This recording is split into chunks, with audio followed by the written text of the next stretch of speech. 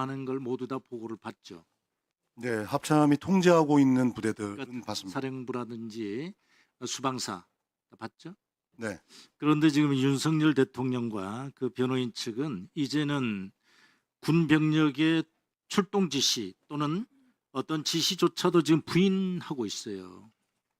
그러면 평상시에 군이 이동할 때는 합참 대통령, 군통수권자죠, 대통령, 국방장관, 합참의장, 각군 총장이 지시하는 거 아닙니까? 네, 그렇죠? 부대 이동에 대해서는 군령권 가진 예. 분들 지시할 수 있습니다. 그리고 계엄이라면 계엄사령관, 국방장관, 대통령이죠. 네, 계엄 임무 수행군은 그렇게 임무를 줄 수 있습니다. 그러한 지시 없이 군이 이동하고 어떤 임무를 수행했다. 그럼 뭡니까? 명령 없이 군이 마음대로 움직이고 심지어 이번에 계엄 상황을 임무를 수행했는데 그래 되면 군 스스로 했다는 겁니까? 그렇지 않잖아요. 네, 답변하세요.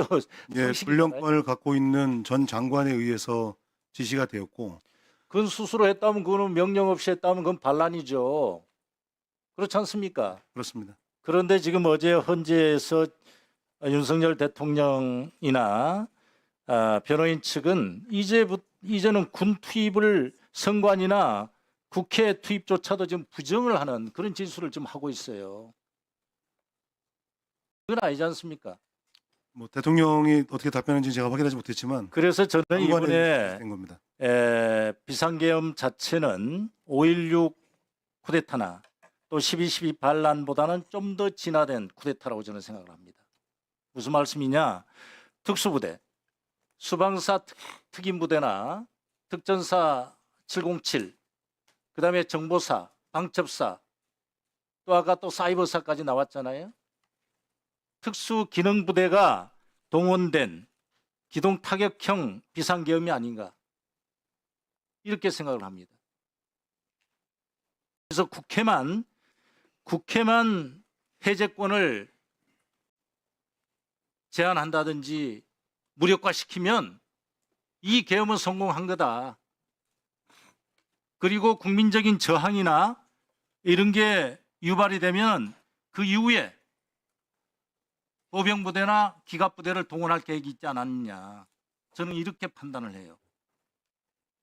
그래서 제가 우리 작전본부장께 물어보는 이유는 군은 군 통수권에 의해서 명령이 내려가야 출동을 하고 작전에 투입되지 않습니까? 네,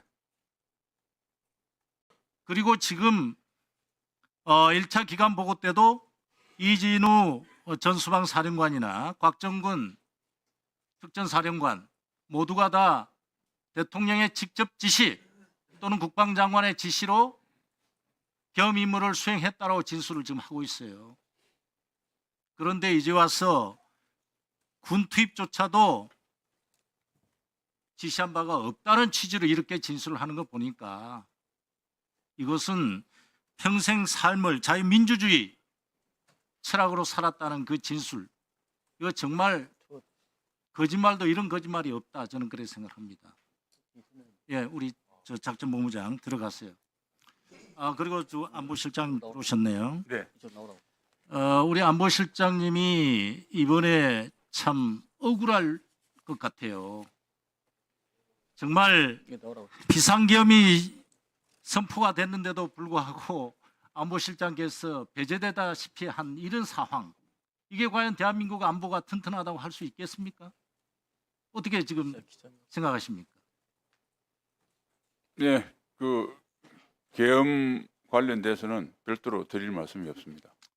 정말 저도 군생활을 했습니다만 이해할 수 없는 안보실장이 배제됐다.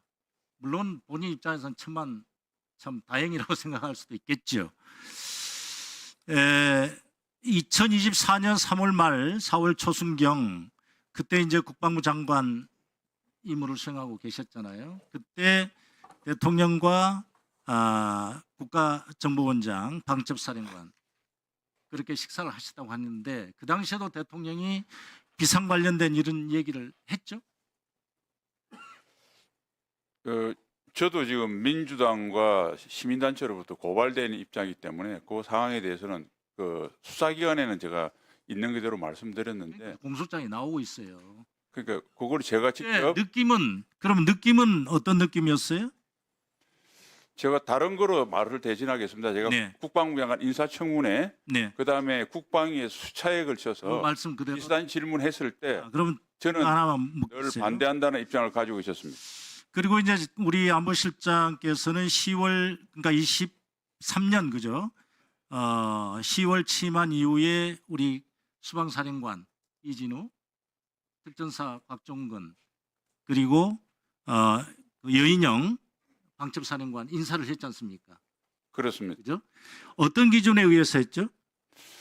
그 의원님께서도 군생활 하셨지만 네. 그 당시 6명이 중장 진급했는데 5명이 육사 출신이었고 48기가 주력이라서 48기가 4명, 47기가 1명 이렇게 2명 이렇게 네. 했는데 그 뭐 정상적인 그 각 군본부에서 추천을 받고 제가 재천을 하고 대통령께 제가 드린 정상적인 절차에 의해서 선발했습니다. 절차다. 예. 특별히 그 이제 임무 부여는 각 그 근무 어떤 경력이나 이걸 참고했겠죠.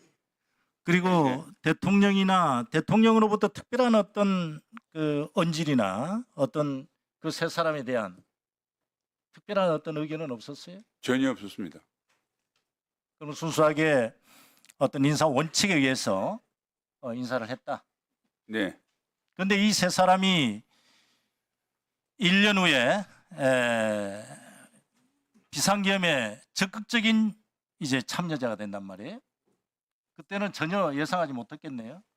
그러니까 만일 뭐 의원님 말씀대로 그 전부터 알았다면 그 몇 년 전부터 저한테 준비를 했던 건데 그건 아니었고 제가 봐서 그때는 정상적인 진급을 했고 그 뒤 뭐 이루어진 일들이라고 생각하고 있습니다. 네, 수고하셨습니다. 네, 1분 주십시오. 좀 전에 그 신영환 참고인이 발언을 했는데 이 참고인에 대해서 증인으로의 변경을 요청합니다. 야당이 단독으로 더불어민주당 당원으로 알진 신영환 교수를 참고인으로 출석시켰는데요. 신영환 참고인을 확인해 보니까 그간 유튜브 등에 출연해 제보가 있다는 식으로 해서 김건희 여사가 전국 5대 명산에서 구판을 벌였다. 원희룡 지사 부인이 여사 수행을 거부해서 재보궐 출마가 막혔다는 등의 주장을 해왔던 사람입니다. 또 본인이 윤석열 당시 캠프에서 있었다는 것을 근거로 해서 자기 주관적인 생각을 마치 사실인 양 호도하고 있는 사람입니다. 일각에서는 신 참고인의 일련의 행동을 보고 정치적 진영을 갈아탄 자가 본인의 정치적 입지를 확보하기 위해서 과장되게 말하는 것 아니냐는 비판도 있습니다. 위원장님, 신영환 참고인이 앞서 발언한 것처럼 기본적으로 민주당 당원이기 때문에 국정조사장에서 민주당에 유리한 답변을 당연히 할 수밖에 없고 그걸 봤을 때 국민들의 의심의 눈초리가 있을 거라고 생각합니다. 그런 차원에서 신영환 참고인이 본인이 말하는 것이 명확하다면 자, 알겠습니다. 제가 우리 신용환 교수께서